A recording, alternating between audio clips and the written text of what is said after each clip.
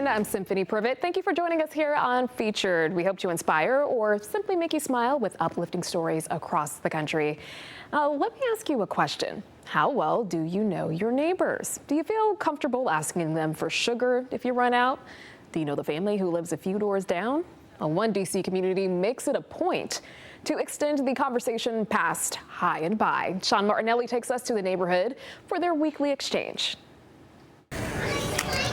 You don't need to wander far from the community of Hughes Mews to find good news. This has started a long time ago. Yes, they call it Neighbor Day. That's how Ashley Watson's kids describe this weekly Monday meeting. Our son, when he was about a little younger, he would stay up in his window. He would say, Mama, Mama, I really, really want to be outside for Neighbor Day. And so that's how it got coined. As for how it began, COVID is really what started it. Well, there's Constantine. An idea from neighbor J. Ford Huffman. That maybe we should gather the neighbors in some way. I think it was that challenge of facing the unknown and wanting to have some sort of camaraderie. As similar gatherings across America faded, Neighbor Day didn't.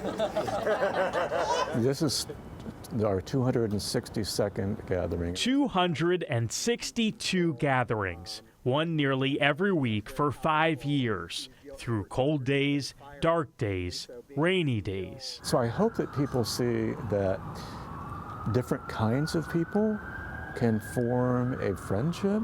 From students, yeah, this is great. It reminds me a lot of home. To retirees. You get to know people in your neighborhood that you don't know, and you get to talk to other people, and everybody has a wonderful story to tell. I think that we are more open to conversations, open to hearing other people's opinions. And most importantly, open to showing up in each other's lives. We had a GW medical student who was living here at the time. A few years ago, she approached Jay Ford's door. And I opened the door and she said, I'm having an anxiety attack.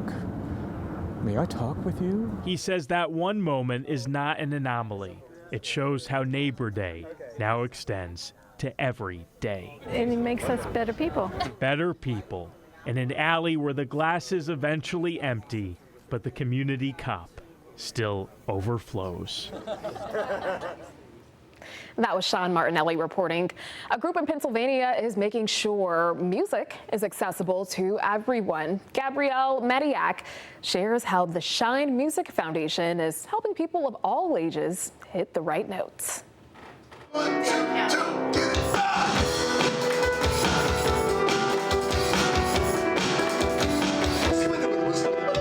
Shine is finding a connection with artists who don't know they're artists yet, and it's giving them a place to learn from artists who've been out there and done it. Amani Weary has been singing since she was just 4 years old.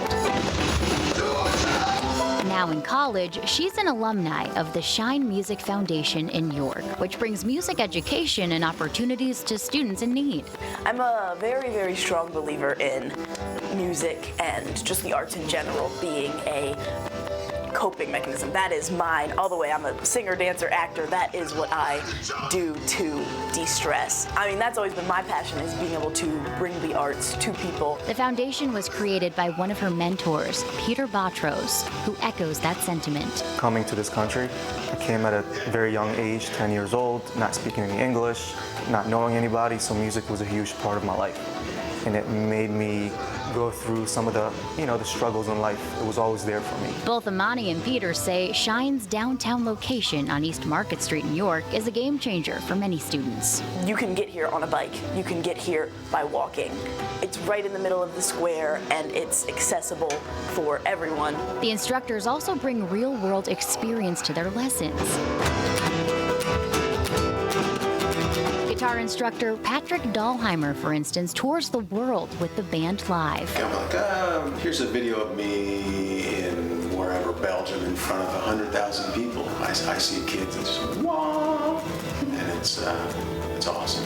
The York native shared what it's like when a concept finally clicks for a student. I can see different kids' faces light up and like, whoa, I know this G chord. You don't have to show me where the G chord. I know the G chord, or simple little things that maybe don't seem huge to you and I, but when you're learning an instrument, they're big milestones, for sure.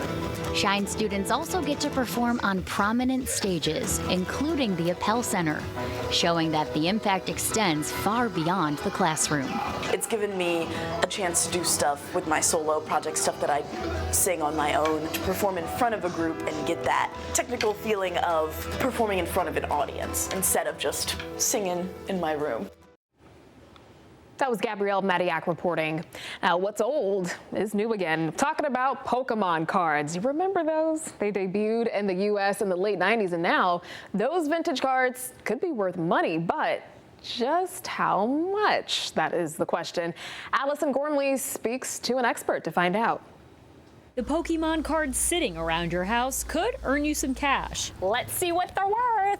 So I brought a binder to Indie Card Exchange to learn what makes a card valuable. So the first thing you'll see any Pokemon collector do is they turn it over onto the back of the card. And do we see any whiting on the edges? Which we do down here on the bottom. Shane Walls said after checking the edges for wear and tear, experts make sure the card spacing is even. Many of these came off the printing line off center like this.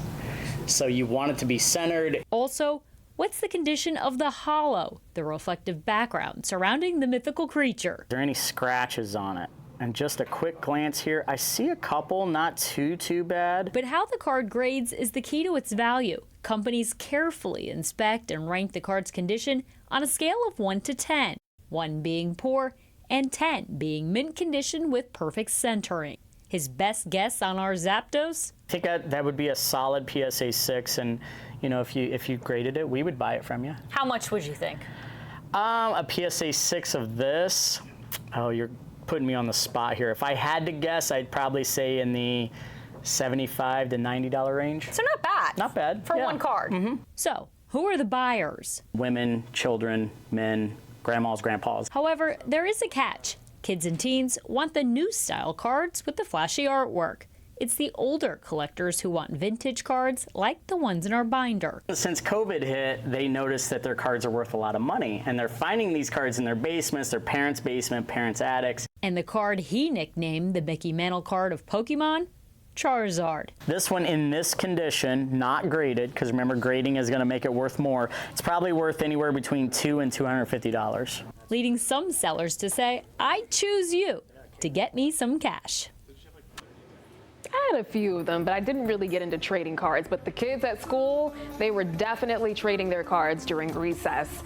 And that was Allison Gormley reporting. Grab a snack and come on back. Here's a quick check of what's coming up on Featured. Guided by passion and determination, we meet one BMX rider who is pushing the limits on the track. Plus, pages of possibility. How one teacher is using her love for books to teach kids a valuable life lesson.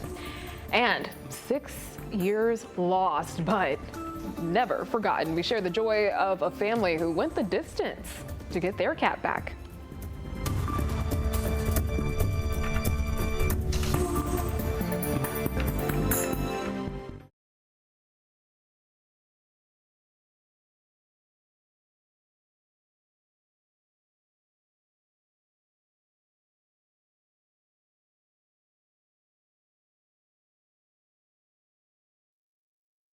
Welcome back. What's your morning routine like? A lot of us, get out of bed, brush our teeth, and decide to get dressed for the day, right? But what seems like an easy task for many is a daily barrier for millions across America.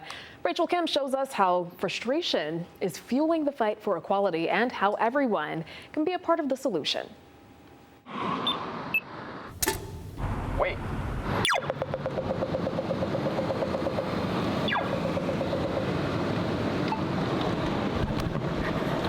Ableism to me means being left out,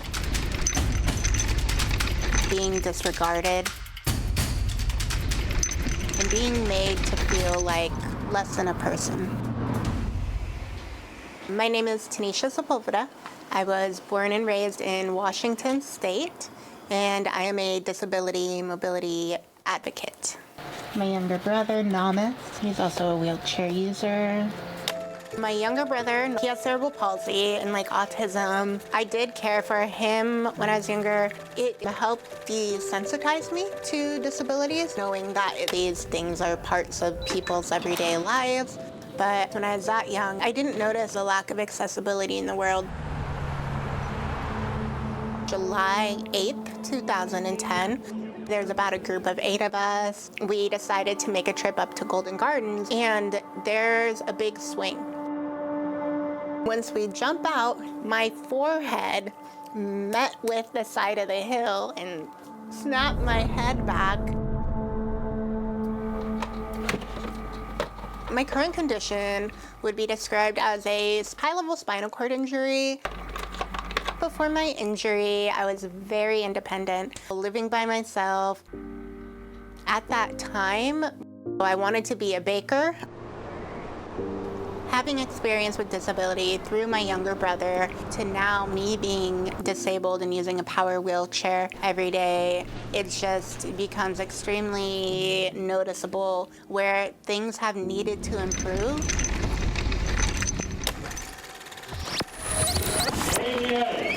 ADA will be a landmark first civil rights law for people with disabilities by any major nation. The Americans with Disabilities Act passed in 1990. What do we want? Access! When do we want it? Now! It was a landmark piece of civil rights legislation. I now lift my pen to sign this Americans with Disability Act. It prohibits discrimination in all areas of public life, including education, transportation, accessibility in places of public accommodation, communication, and employment. To me, the ADA means access to opportunities.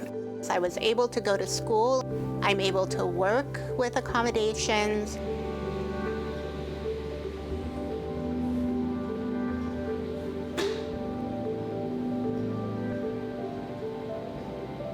Despite the progress of the ADA, important gaps still remain. This includes a lack of proactive enforcement, slow and inconsistent resolution processes, public transit accessibility, digital accessibility, employment discrimination, small business and architectural barriers, housing and public space inaccessibility, shortcomings in the education system, healthcare access disparities, and intersectional inequities. Another bar that the ADA fails to hit is taking into account people with other types of disabilities. So the biggest challenge with the ADA really has to do with education and awareness. Ableism is words or actions that imply people with disabilities are lesser, less valued, less appreciated, less capable. Everyday ableism I've experienced is infantilization. People will talk to people with disabilities as if they're a child. Ableism is a roadblock for the ADA because it enforces cultural stereotypes and misperceptions of people with disabilities. After my injury, there were many challenges navigating the built environment, especially when it came to sidewalk. This curb cut doesn't necessarily align with either crossing. The lack of curb cuts being prevalent, and also sidewalks being in poor condition.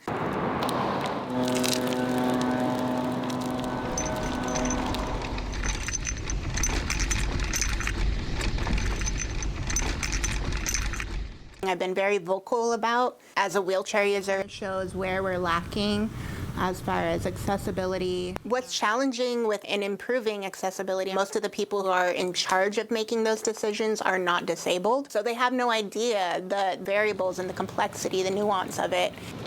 Things need to change. People made it this way and did not take into account the needs of people with disabilities.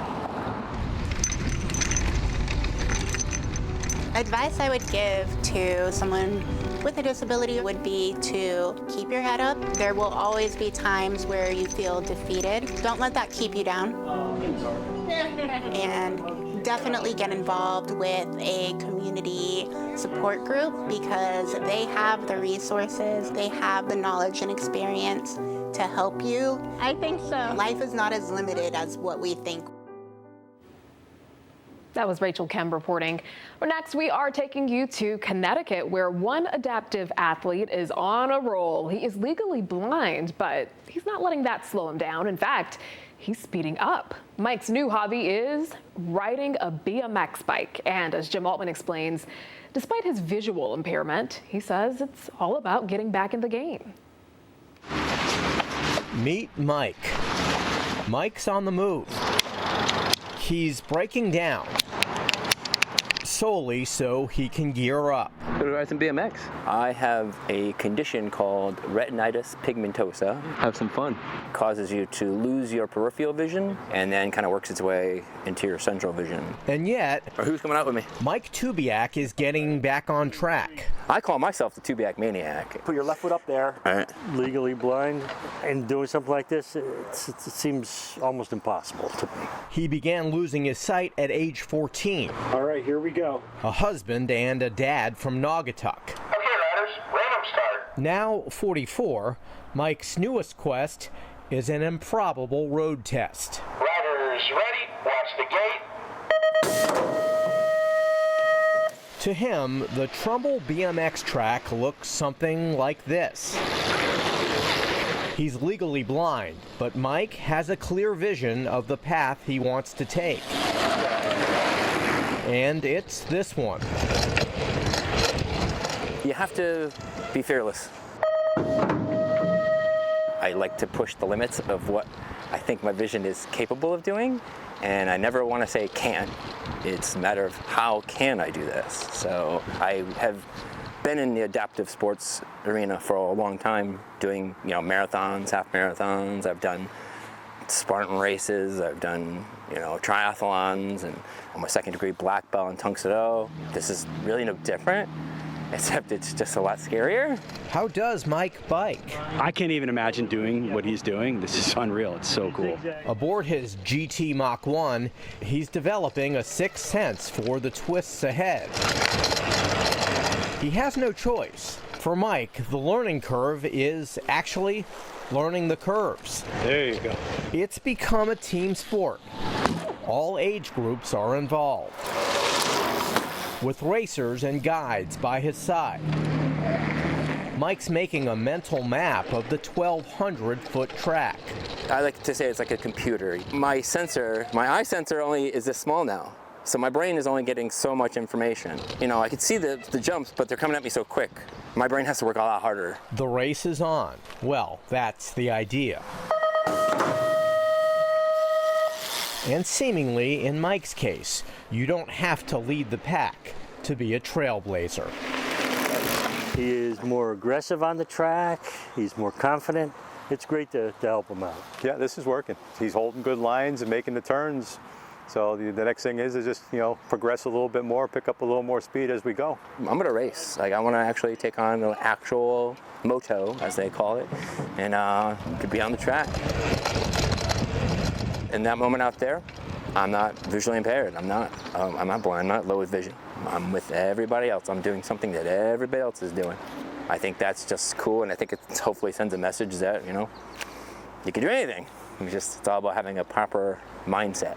In Trumbull, Connecticut, for Featured. I had fun. That was a good jump. I'm Jim Altman. Love that story. Mike stays active as a spin instructor by day. And check this out. He has also created his own comic book called The Tubiak Maniac. And I've been flipping through it. This is pretty impressive. And I love how creative he is with the storytelling, as well as the cool illustrations in here. Great work. So proud of that young man. All right, on the future of law enforcement, we're taking a look at it coming up. You've heard of RoboCop, but now there is a Robo Dog.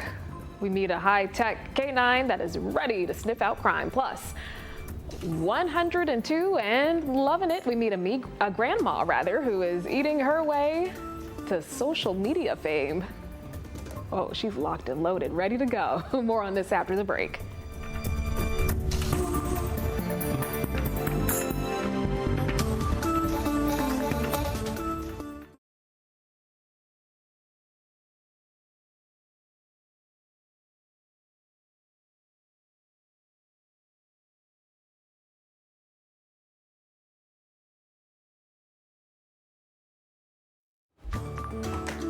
Welcome back. Let's take a dive into what's trending on social media now. Police respond to a wide range of calls on the job.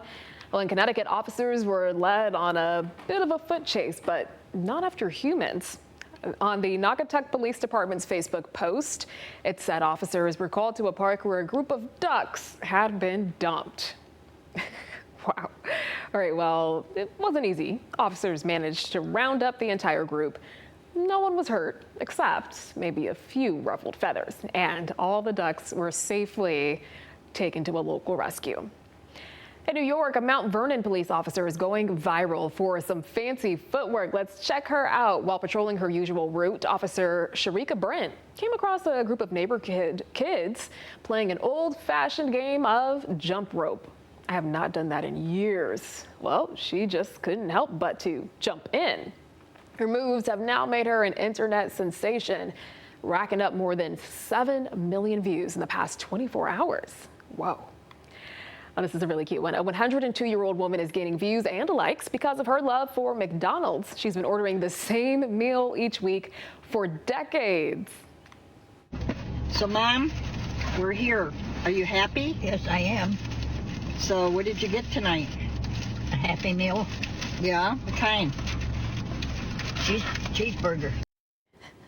And she is as happy as can be. That is Gail. She became an internet star after her daughter started posting videos of their Tuesday night dinners at McDonald's on TikTok, or as Gail likes to call it, their car picnics. Her go-to order is a cheeseburger Happy Meal. No onions, no pickles, and a nice crispy Diet Coke.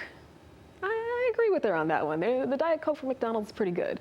All right, she even has a special uniform for the occasion. Look at that. A bright blue t-shirt with a burger on the front. Their local McDonald's in Florida calls them the VIP girls. And that's a wrap on what's trending. Here's a look at what's coming up next. You can do anything that you put your mind to, and it doesn't have to look like everyone else's timeline. She once thought med school was out of reach. Coming up after the break, we meet a mom who is proving herself wrong and making history along the way.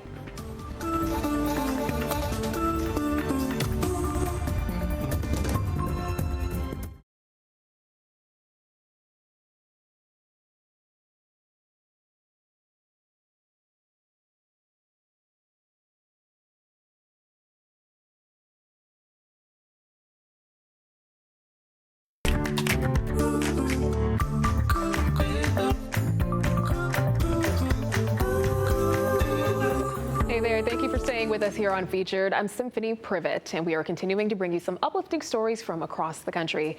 There is nothing like coming home after a long day at work or even a vacation. One cat from Missouri knows exactly how that feels after being lost for 6 years in a different state. Danny Moore shows us a reaction from family when they reunited with their beloved pet. Smile for the camera. We lost him about 6 years ago. We opened the door one night to our RV and he just slinked right out and tried finding him. We tried for weeks, but we couldn't find him at all. So now we're here almost 6 years later.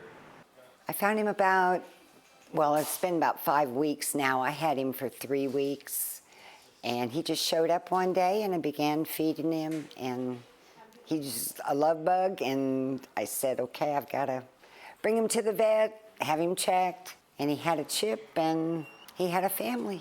So I looked up the microchip online and it popped up with just his name, contacted the company, and they gave me the rest of the information I needed to hopefully reunite him with his original owners. I got a Little Rock, Arkansas number. We live in Springfield, so almost didn't pick it up, and then when I did, they just asked me if I owned a cat named Bo, who I had not seen for 6 years. And they have Bo, and I just started bawling, and I was, I asked, is he okay? And he said, yeah, he's fine. And so I just said, when do we go get him? My brother, he started getting dressed we gotta go get him. We gotta go get him. Okay, how far away is it? And then when I heard it was in Little Rock, I thought it was gonna be in Springfield, and we could go get him today, but we had to wait. We had to wait a week. And then when I saw him, I just freaked out. So it was the best. Well, when I found out he had the chip, I was happy, but I was sad because I wanted him as, to be mine, but it wasn't meant to be, and I'm glad he's going home. Pretty amazing story that for 6 years, we love to have, something amazing like this, but also to showcase how important it is to have your microchip and to have it registered with current information. That was photojournalist Danny Moore reporting. A police department in Texas is adding a new four-legged member to the force. However, it's not your average canine. Malia Masimoto shows us why a robotic dog is the perfect addition to the Austin Police Department. Different type of robots seem to be making their way all around Austin, even walking up to me. But a new kind of four-legged friend is about to sniff things out for Austin police. We're a very technology-heavy city, right? We want to be at the forefront here, and we want to use solutions that are effective. Meet Spot, the quadruped robot dog from Boston Dynamics that'll investigate SWAT situations and hazardous materials. Lieutenant Elijah Myrick with the Special Operations Unit says for decades, APD has used track robots. These track robots are really robustly built. They're expensive. They're very heavy, hundreds of pounds, sometimes 500 pounds. Not exactly ideal for tight situations. They're not great for residential searching, so going up narrow stairs, cluttered apartments. But with Spot's nimble qualities, it really doesn't encounter any issues climbing stairs or opening doors, clothes on the ground that our track robots do. And with several automated features, it's easy to use. They're going to hit manipulation, open door. It takes some of our bomb technicians and dog handlers 6 months to a year to be able to practicing every single week on articulating those robot arms and things like that, whereas the Spot robot is much more user friendly. APD officers will still use their large track robots if they have to move cars or deal with a confirmed explosive. But in many situations, Spot's mobility will make a big difference. It's going to really decrease the amount of time, which improves officer safety, community safety, and obviously safety for the suspect. That was Malia Masimoto reporting. Now, these pigs are not just for show, they are a testament to the impossible. Mike Bush takes us to Missouri to meet a family that is turning grief into generosity. Here you go. Oh, sometimes the people who've lost the most give the most. Oh no, 6 green. That can certainly be said about the Hahn family. Okay, I need 11, 9, or a 5.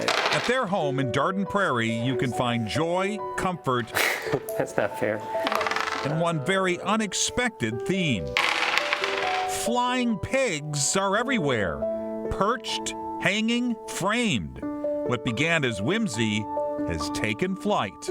There's a saying that goes, when pigs fly, as if it's a miracle. So it's really a symbol of hope now. Hope born from heartbreak. Because 16 years ago, this family learned that some gifts come wrapped in goodbye. Ryan Hahn was born on a snowy January day in 2009. He actually came a few weeks early. He was a 34-week baby. But soon after, Mom Jennifer, a nurse, knew something was terribly wrong. It just seemed like he was just always working hard to breathe. The name of the diagnosis was long, spinal muscular atrophy type 1. But the prognosis was short and cruel. There was nothing they could do except cherish the time they had. We chose to not take, major interventions, and just let him be a little boy and let him stay with us as long as God allows. Ryan would live exactly 6 months and 1 day. And when he passed away, Jennifer and Chris made a decision. When you think about what families go through when you have a child with a terminal illness, you want to do whatever you can to prevent that from happening to somebody else. That we wanted to contribute to raising awareness and funds. So the Hahns started showing up, first at our MDA telethon, then the MDA muscle walks. And slowly, step by step, grief began walking hand in hand with purpose. They found community, and then they built one. In 2018, they started the Flying Pigs Foundation, transforming a personal symbol into a public mission. Their signature fundraiser, a night at the races. a sellout event that brings nearly 300 people together each year and has raised over $100,000. There's pictures of Ryan on the wall. He's still a part of our family. He is present in this home. Ryan left too soon, but love, that has no expiration date. Roll 2 or a 12. And sometimes when love takes flight, it carries hope on its wings for everyone it touches. That was Mike Bush reporting. In California, a teacher says she found her first love while flipping through the pages of a book. She says books helped her escape her dark reality as a child. And as Jeff Zevely explains, she is now writing a new story as a first-time author. Raised by a single mom, at times, Lindsay Spiracino felt like a mother herself when she was left alone with her little sister, Brittany. She used to call me Little Mama because I was pretty much the one that was always home. Lindsay grew up with abuse and was later put into foster care. It was really difficult. I had to basically raise myself. A love for books offered Lindsay an escape. Pinky lived in the forest with lots of different monsters. Now 44, Lindsay just published her first children's book titled Pinky the Monster. There were purple monsters, blue monsters, green, brown, and gold monsters, even yellow, orange, and silver monsters. Pinky was the only Pinky monster. Lindsay is a special needs teacher who wrote the book to encourage people who are different. I've always had this urge to serve and to live my purpose. I grew up, luckily, around a lot of people with special needs. My aunt and my uncle both have profound, severe autism. Lindsay is also a special needs life coach to children of all ages. Some kids have autism, some have multiple disabilities, some have cerebral palsy, Down syndrome. Attention deficit hyperactivity disorder, also known as ADHD, also runs in Lindsay's family. My mom has it, my sister has it, I have it, and my daughter has it. Lindsay is a single mother herself. That's me holding my daughter. Lenore is now 19 years old and was raised by an incredible mother who won Teacher of the Year. Then Pinky said, "Yeah, I can do that. Let's go to the village with the children and play." Her message to the world: acceptance is beautiful. When a child reads Pinky the Monster, what do you hope they walk away with? That they realize that it's okay to be different, that it actually makes you special. That's me when I was 7. And if she could go back and offer encouragement to herself at that age, she'd say, "Thank you." That's what you would tell yourself as a child? Yeah, for continuing to grow and just staying positive, because I could have chosen a very different path. And I just felt that spark, as a little girl, to just keep pulling myself up and just keep going. In the Zevely Zone. Nice to meet you. Nice to meet you, Jeff. Thanks for making the world a better place. That was Jeff Zevely reporting. A Texas mom is living proof that no dream is too big. She just took a huge step toward becoming a doctor, but her journey is very different from most med school students. Adriana de Alba was there for her big day and shares how she is defying the odds. Good afternoon, everyone. It might only be the start of medical school. I'm excited. But Nicole Everett's journey to this giant welcome at UNT Health for excellence has been a long time coming. And providing its students with a great experience. She's officially a med school student, not just any, one of less than 0.5% in the entire country who are deaf or hard of hearing. I had never met one in real life. So the mom of 6 Are they better? decided to become one. I was just a mom, and I was just a kid with hearing loss. I'm trying to walk back that kind of vocabulary, right? Because I'm in fact a medical student. Wednesday, at a special ceremony, Nicole received something no one else did: her very own unique stethoscope, linked to her hearing aids. You want to check it out? Letting her hear the heartbeats she once feared she couldn't. I'll just put it up. Her spark?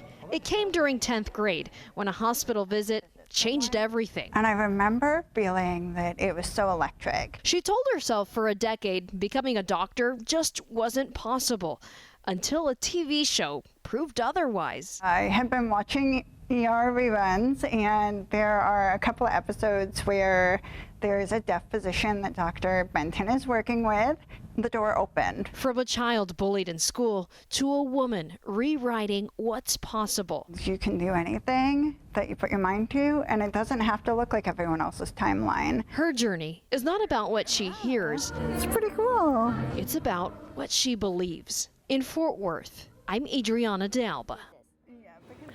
Already time now for a quick break, but first, let's check out what's coming up. A rising star in the world of gelato almost never got a chance to shine. We share more on the setback that turned into a sweet comeback.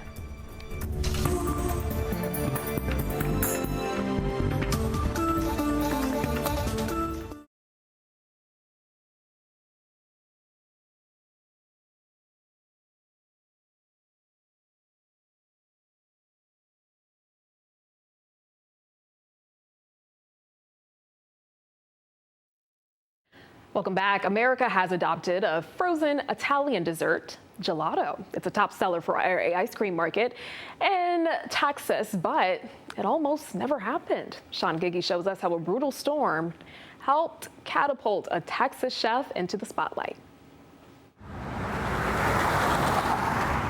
Bizzaria in Plano serves some of the best gelato in North Texas. Yeah, I like it. And the only thing that made it possible was the deep freeze. Back in 2021, Bizzaria had only been open a few months when a bitter winter storm busted the pipes above them and flooded everything. There's water everywhere. The store was closed for a year and a half. It's a gift from God. It was devastating, but it was a blessing in disguise because he went and learned how to make gelato. At the time, owners Muhammad Al-Kawasmi and his wife Dima were selling scoops of ice cream made by a national brand. But while they were closed, Muhammad started making it himself. He learned from gelato masters in Miami, Italy, and the Middle East, and eventually got pretty good. Yeah, I love doing this. So good that someone told Muhammad he should enter the Gelato Festival World Masters, the Olympics of gelato making. Contestants create their own unique flavor and make it on the spot for the judges. Muhammad made fig croquant, almond gelato with caramelized figs and caramelized almonds. It's a favorite of customers and now judges. Muhammad?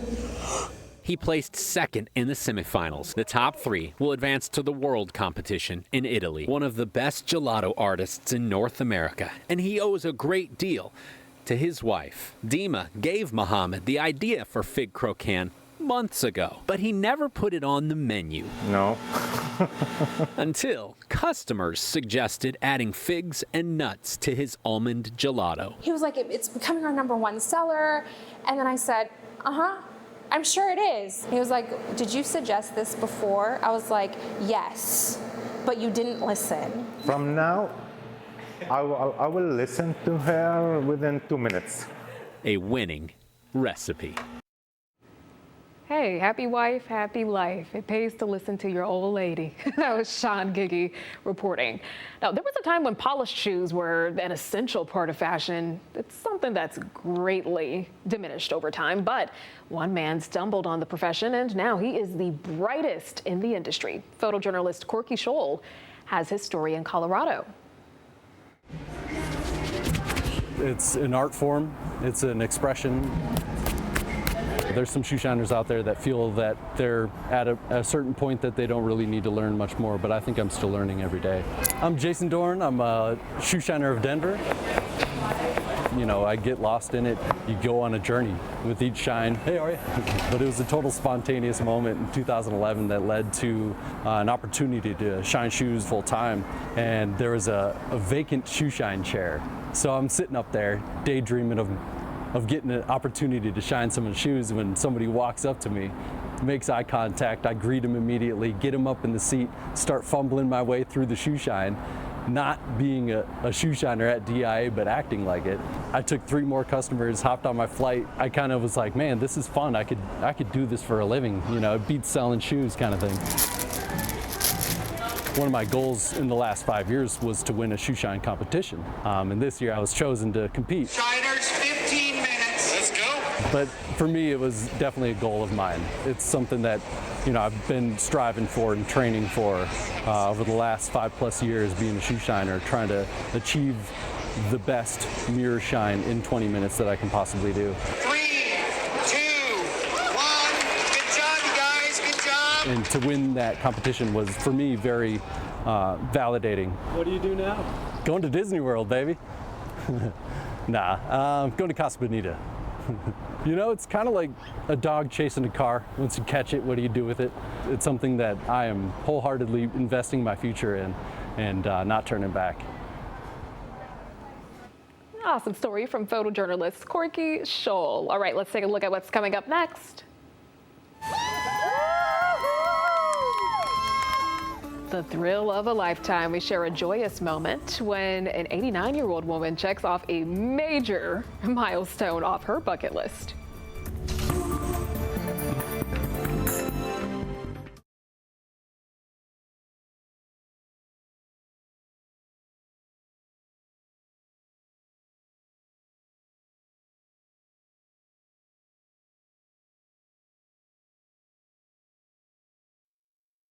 Welcome back. You know the saying, age is just a number? Well, an 89-year-old woman from Western New York is proving that by reaching new heights. Courtney Courtwright shows us how she is checking off a big wish. Everyone knows what it's like to dream. That's true for 89-year-old Virginia Soleil. So when AARP asked her what's one thing she never got the chance to do, Virginia knew exactly what to write. All I wanted to do was jump. I almost fell over. I never thought my mom would run and jump out of a plane, but I'm so happy she's getting to live her wish. It's a wish she's held on to since she was a teenager. Space amazes me. So she jumped at the chance. I want to know the feeling of the freedom of seeing nobody and nothing around me, and it's just, I can't believe it's going to happen. I just asked them to relax and enjoy the thrill. Suiting up and getting ready. Well, I'm getting a little anxious because I want it done. With 89 years on the ground, now it's her time to soar.